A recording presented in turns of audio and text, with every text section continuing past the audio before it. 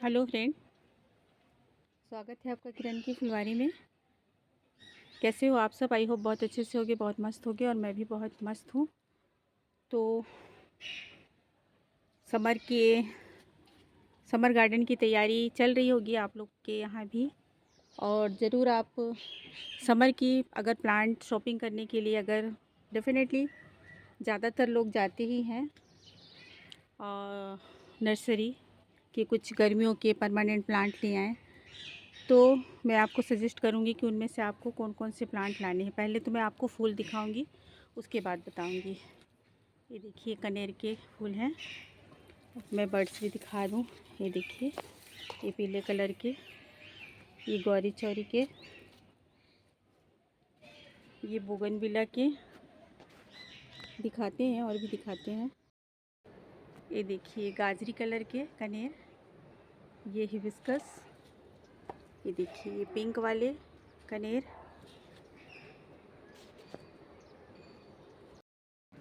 ये देखिए double petal वाले खिलने वाले हैं। यहाँ ये चंपा भी खिलने वाला है। इधर ये यूफोरबिया मिली, देख लीजिए आप। उसके बाद ये देखिए ये चाइनीज हिबिस्कस। कनेर के जितने भी प्लांट हैं आप देख लीजिए। ये पीच कलर के, देखिए इसमें कितने बर्ड्स बन रहे हैं। ये देखिए इधर और भी गौरी चौरी हैं। ये देखिए जट्रूफा के फ्लावर हैं। ये देखिए, ये देखिए, ये देखिए। और इसमें भी डबल पेटल के पिंक कलर के कनेर के फ्लावर आते हैं। ये देखिए यहाँ भी, ये देखिए गाजरी कलर का फ्लावर खिला हुआ है कनेर वाला। और ये मैं बताऊँ आपको, ये देखिए जो बर्ड्स दिख रहा है ना, ये वाइट कलर के कनेर के जो मल्टीपल पेटल में खिलते हैं बिल्कुल रोज़ फ्लावर की तरह, ये उसके बर्ड्स हैं। देखिए, ये देखिए, ये देखिए दूर से कैसे दिख रहे हैं। ये देखिए,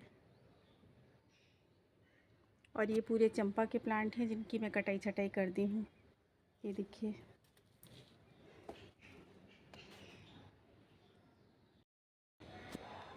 ये देखिए दूर से मेरा गार्डन। ये देखिए,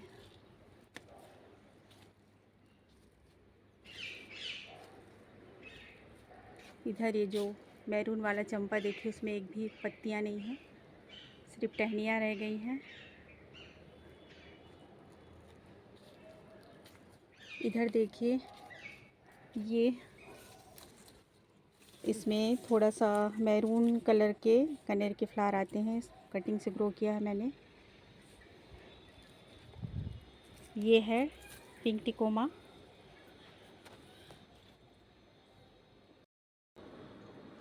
ये है ऑरेंज टिकोमा, ये चांदनी।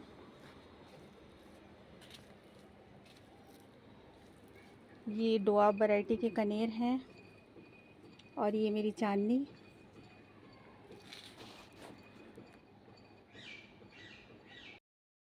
ये देखिए बडालिया, इसके फ्लावर देखिए। अभी इसमें इसी तरीके से फ्लावर पूरे भर जाएंगे थोड़े टाइम के बाद।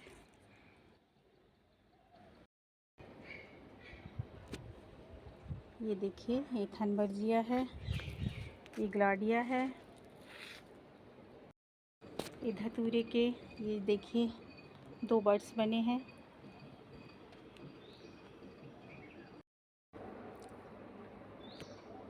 तो फ्रेंड,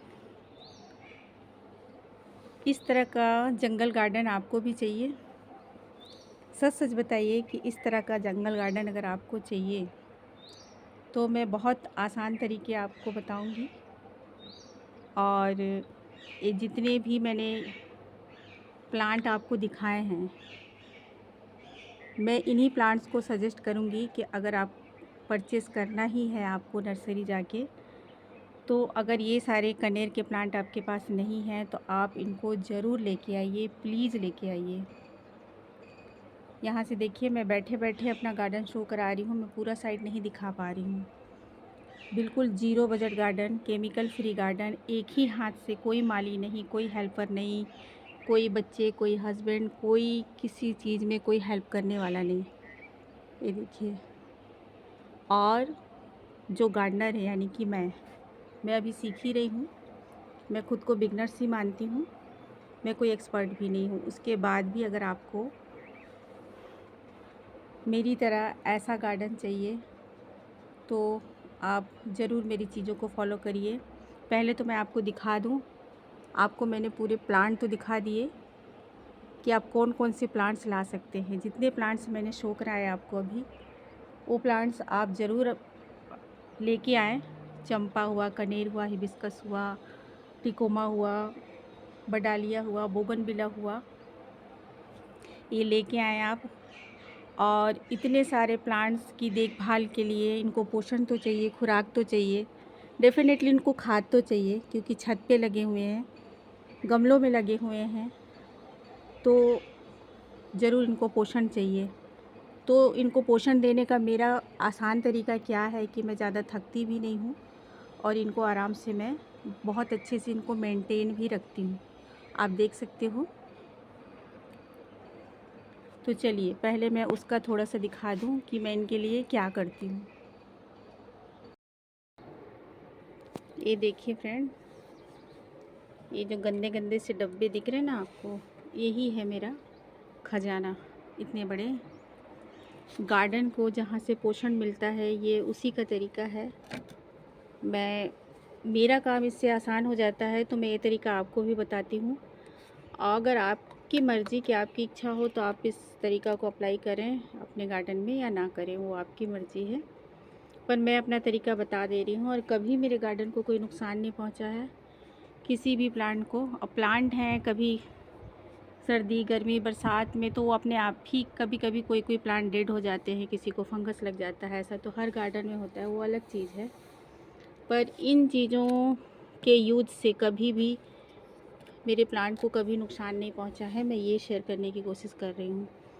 तो ये देखिए, इसमें कुछ आलू के छिलके हैं, बनाना पील हैं, और सब में मैं गुड़ के टुकड़े एक ज़रूर डाल के रखती हूँ। तो सब्ज़ी जब मैं काटती हूँ तो मैं पॉली बैग में भर के ऊपर ले आती हूँ और ऐसी डब्बों में मैं भर के रख देती हूँ। और मैं अलग अलग डब्बे बना के रखती हूँ। जैसे इसमें ये है, इसमें आयरन के एक जंग लगे कुछ किल के टुकड़े हैं, काफ़ी सारे हैं, तो इन चीज़ों को हम फेंक ही देते हैं। तो इसको मैं इसमें भर के रखती हूँ हमेशा, पानी डाल के। और इस पे भी कुछ काऊ डंग के टुकड़े हैं, उसको मैं रखती हूँ। इसमें देखिए ये दाल है जिनमें कीड़े लग जाते हैं, वो मैं रखती हूँ। इसमें मूंग दाल मैंने रखा था, इसका कलर भी ग्रीन हो गया, छिलका वाला। तो ये सब मैं भर भर के रख देती हूँ। और उसके बाद इसको यूज करने का मैं तरीका आपको बता देती हूँ कि मान लीजिए जैसे कि 20 लीटर की बाल्टी है, तो एक डिस्पोजल का जो गिलास होता है उसमें मैं इसको निकाल लूँगी और उस बाल्टी में मैं उसको डाइल्यूट कर देती हूँ। और जितने प्लांट को मैं दे पाती हूँ मैं देती हूँ, दोबारा से फिर लेती हूँ, फिर वही करती हूँ। और कम से कम मैं ये जो भी लेती हूँ छिलके, उनको कम से कम 3 बार मैं यूज करती हूँ, 3 बार मैं यूज कर लेती हूँ। और मैं टाइम का इतना ध्यान रखती हूँ कि फर्टिलाइज़र देने में कम से कम 1 सप्ताह का अंतराल में रखती हूँ। 1 सप्ताह में मैं बदल बदल के चीज़ें दे देती हूँ अपनी मर्ज़ी से, अपनी मर्ज़ी से। और ये आयरन के जो टुकड़े हैं वो तो मैं कहीं भी देखती हूँ कि थोड़े से पत्तियाँ किसी की ग्रीनरी कम हो रही है, पीले पड़ रहे हैं या मुड़ रहे हैं, तो मैं आइडिया लगा लेती हूँ कि इसको आयरन की कमी हो रही है। तो मैं इस वाले जिसमें मैंने किल रखे हैं, इस वाले लिक्विड फर्टिलाइज़र को ठीक उसी तरीके से डाइल्यूट करके मैं दे देती हूँ अंदाज से। और उसके बाद मैं 2 से 3 बार, ये आयरन के टुकड़े तो खैर एज़ इट इज़ इसी में रहते हैं, इसको मैं कभी नहीं चेंज करती, ये इसी में रहते हैं। मैं उसमें पानी डालती जाती हूँ, वो तो पानी में वैसे ही उसमें जंग लगते जाएंगे और उसके उसका जो भी पोषण है, अर्क है, वो पानी में आता जाता है। तो उसको तो मैं एज इट इज़ रखती हूँ और इन चीज़ों को एक टाइम के बाद मैं बदल देती हूँ। और किचन से और ऐसी मैं किसी बॉटल में मैं छाछ भी भर के रखती हूँ जो हमारे किचन से निकलता है, क्योंकि मैं बाहर का कभी कोई यूज करती नहीं हूँ। तो ये हैं मेरे तरीके फ्रेंड। और ये ऐसे भर के रखने से मेरे को अलग से मतलब कोई तैयारी नहीं करनी पड़ती है और किचन से चीज़ें निकलती ही रहती हैं। जब भी मेरे को टाइम मिलता है इनको फिर मैं कंपोस्ट में डाल देती हूँ और उसमें कोई नया छिलका भर के फिर पानी भर देती हूँ, फिर उसमें गुड़ के टुकड़े डाल देती हूँ और बस इन्हीं चीज़ों को मैं डाइल्यूट कर करके देती रहती हूँ। और गमला बनाने का मैं तरीका बताती हूँ कि मैं नीचे waste garden waste, kitchen waste में डालती हूँ सुखा के, सूखे पत्ते या ग्रीन पत्ते भी मैं डाल देती हूँ एकदम नीचे वेस्ट पे, और उसके ऊपर फिर मिट्टी डाल के मैं प्लांट्स लगाती हूँ। तो ये है तरीका मेरा। तो देखा आपने मेरा वो तो था मेरा फर्टिलाइज़र देने का तरीका। लेकिन ये भी बात है, मैं आपको बता दूं कि सिर्फ फर्टिलाइज़र देने से प्लांट्स इतने मेंटेन नहीं रह सकते।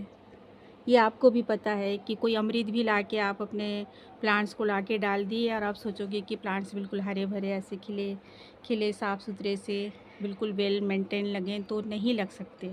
इसके लिए आपको थोड़ी मेहनत करनी ही पड़ेगी और मेहनत के नाम पे आपको यही करना है कि कहीं भी किसी भी प्लांट में एक भी पीली पत्तियां नहीं रहने दें। आप उसको हटाते रहिए और जहाँ भी आपको टाइम मिले और जहाँ भी आपको दिखे कि नहीं मिट्टी में गुड़ाई की थोड़ी सी ज़रूरत है, तो उसमें थोड़ी थोड़ी किनारे किनारे आप गुड़ाई ज़रूर करते रहिए, पत्तों की सफाई करते रहिए। कोई भी पत्ती थोड़ी सी डेड सी लगे, थोड़ी सी मुरझाई सी लगे, तो उसको तुरंत आप कट करके हटाइए और गमलों को साफ़ सुथरा रखिए, पत्तियों को साफ़ सुथरा रखिए, शावरिंग करते रहिए, मिट्टी को चेक करते रहिए कहीं ओवर वाटरिंग तो नहीं हो रही है, कहीं अंडर वाटरिंग तो नहीं हो रही है। ये चीज़ें आपको बराबर रोज़ आके चेक करना पड़ेगा, तब जाके आपको इतना जंगल गार्डन मिलेगा और वो भी इतना खूबसूरत मिलेगा, इतना प्यारा मिलेगा। तो इन चीज़ों को मैं बड़े अच्छे से मेंटेन रखती हूँ फ्रेंड। और मैं आपको ये बता दूँ कि मैं अभी 8-10 दिन बाद गाँव जाने वाली हूँ और वहाँ से मैं कब लौटूँगी मेरे को नहीं पता। तो बच्चों के भरोसे ये मेरा गार्डन मेरे को छोड़ के जाना है, तो नहीं पता कि मेरे आते तक मेरा गार्डन इतना खूबसूरत रहेगा या नहीं रहेगा। लेकिन कुछ प्लांट की मैं गारंटी आपको बता दूं कि जैसे ये कनेर हैं, यूफोरबिया मिली है, और एडेनियम को थोड़ा समझा के जाना पड़ेगा कि इसमें आप पानी ना ही दो तो ज़्यादा अच्छा है, 5 दिन 6 दिन में 1 दिन दे दो तो बहुत बेटर है। ये प्लांट मैं समझा सकती हूँ। लेकिन और जितने भी ये चंपा के प्लांट हैं, ये हार्डी प्लांट हैं, इनका मेरे आते तक कुछ नहीं बिगड़ने वाला। लेकिन ये छोटे छोटे ये प्यारे प्यारे से जो दिख रहे हैं, पिटूनिया, गजानिया, गेंदे के फ्लावर और सकुलेंट टाइप के थोड़े से हैं यहाँ पे प्लांट, पेंसिल कैक्टस है और बहुत सारे ऐसे प्लांट हैं जिनको मैं एक एक नाम लेके तो मैं नहीं बता सकती। तो सबको समझ पाना उनके लिए बहुत मुश्किल है। तो इसमें मैं बच्चों की गलती नहीं मानती, क्योंकि इतना बड़ा गार्डन अगर किसी और का होता और वो मेरे हवाले करके जाता तो शायद मैं भी कंफ्यूज हो जाती कि मैं कहाँ पे क्या करूँ, मेरे को समझ नहीं आता। मेरे लिए इतना आसान इसलिए है कि मैंने पूरा गार्डन खुद से क्रिएट किया है, तो मेरे को सब समझ में आता है। मेरे को पता है कहाँ कितना पानी देना है, कहाँ पे क्या काम करना है, कहाँ पे क्या नहीं करना है, किसको फर्टिलाइज़र देना है। ये मेरा खुद का अपना तजुर्बा रहता है, आइडिया रहता है। बिना तजुर्बे के कोई चीज़ इतना मेंटेन रह ही नहीं सकता। आप नाप तोल के पढ़ के आप जो काम करोगे वो हो ही नहीं सकता, या किसी नौकर माली के भरोसे रखोगे तो इतना मेंटेन गार्डन हो ही नहीं सकता, पॉसिबल ही नहीं है। मैं लिख के दे सकती हूँ। तो मेरे लिए आसान है, पर जाना पड़ेगा, मेरे को जाना ज़रूरी है। अभी तो मैं 8-10 दिन रुकी हुई हूँ, तो टेंशन तो हो रही है। लेकिन हाँ, जितने मैंने हार्डी प्लांट आपको दिखाए हैं वो मेरे जाने के बाद भी उनका कुछ नहीं बिगड़ने वाला। और बाकी ये छोटे छोटे प्यारे प्यारे से प्लांट हैं, वो रहेंगे या नहीं रहेंगे इनकी कोई गारंटी नहीं है। तो बस फ्रेंड, आज के लिए यही थी मेरी शेयरिंग। और ज़रूर इन प्लांट्स को आप अपने गार्डन में शामिल करें। अगर अब मेरा आइडिया आपको, मेरा तरीका सही लगे, अच्छा लगे तो ज़रूर उसको अप्लाई करें। अगर आपको नहीं सही लगता तो आप ना भी करें, कोई ज़रूरी नहीं है। लेकिन हम अपनी बातें आप तक पहुंचाना हमारा फ़र्ज़ है। हम उतने अच्छे तरीके से अपनी बातें, अपनी चीज़ें नहीं दिखा पाते प्रत्यक्ष रूप से, शायद हमारा चैनल इसीलिए इतना पीछे है। लेकिन कोई बात नहीं, हम अपनी चीज़ें आप तक पहुंचाने की कोशिश करते हैं और पहुंचा पाते हैं, तो ये हमारे लिए बहुत बहुत बड़ी बात है, बहुत खुशी की बात है। तो ओके फ्रेंड, बाय। जो भी नए हैं वो ज़रूर सब्सक्राइब करके जाएं, और पसंद आए वीडियो तो लाइक शेयर कमेंट करें। Okay friend, bye.